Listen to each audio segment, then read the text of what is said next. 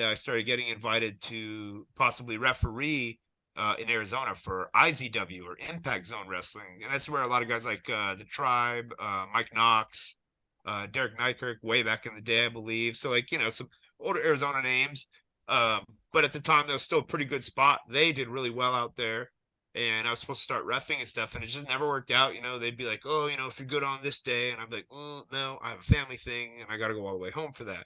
So like just little shit got in the way, and I guess like I just didn't quite grasp how important that was.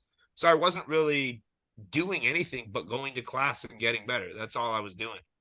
Did you And I even see then, did you see like the offers to referee? Did you see that as, oh, this is a chance to learn something new and get my face seen, or was there ever any concerns about getting pigeonholed? 'Cause I know like that's just a thing a lot of students do. They referee and before as they're breaking in, get used to being in front of the crowds. They can listen to the guys call stuff and just helping out on the shows. Was that something you were aware of, or were you more thinking, uh oh, I hope I'm not getting pigeonholed into this because you are smaller? yes, I was worried about that. And the only person I ever even told that to is Ricky Mandel, because he was already going and he was getting matches, but he was a grown dude, he Mhm. was he was getting bigger and bigger, and he had big long hair, he looked cool.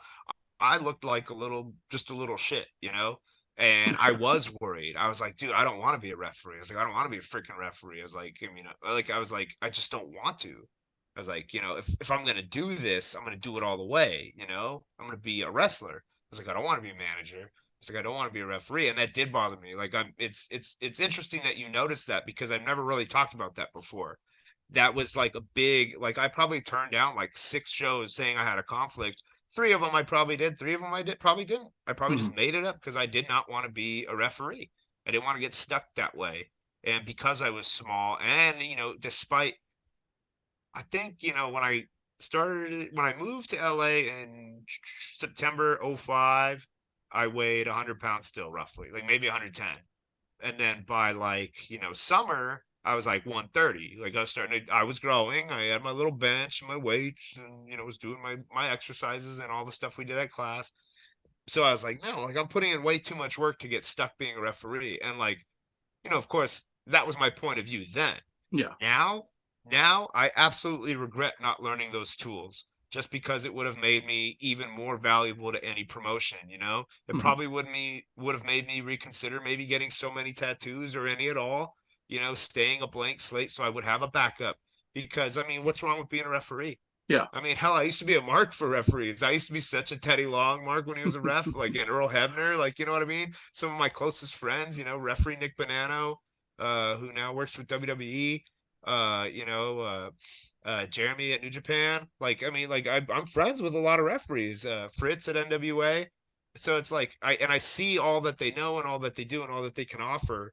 And it just, yeah, in hindsight, it was very stupid of me to not learn that, not learn that, because I can't tell you how many times I have literally been told, if you didn't have all those tattoos, you probably could have made a good ref. And I'm like, probably. But it was just that fear of being pigeonholed in something I didn't want to do only because of my size. That sucked, because that had happened to me my whole life. I was like, no, Yeah. no, no. Especially because I was 18. I was like, I'm an adult now. I was like, please, like, stop using my size to like push me every direction. Like, I'm not a kid. And so it's funny you brought that up, man. I've never really talked about that. Because like literally, like I do imagine what my life would have been like if I would have just learned those tools, on how to be a good referee, and where that could have taken me. I mean, hey, things have still worked out pretty well, so.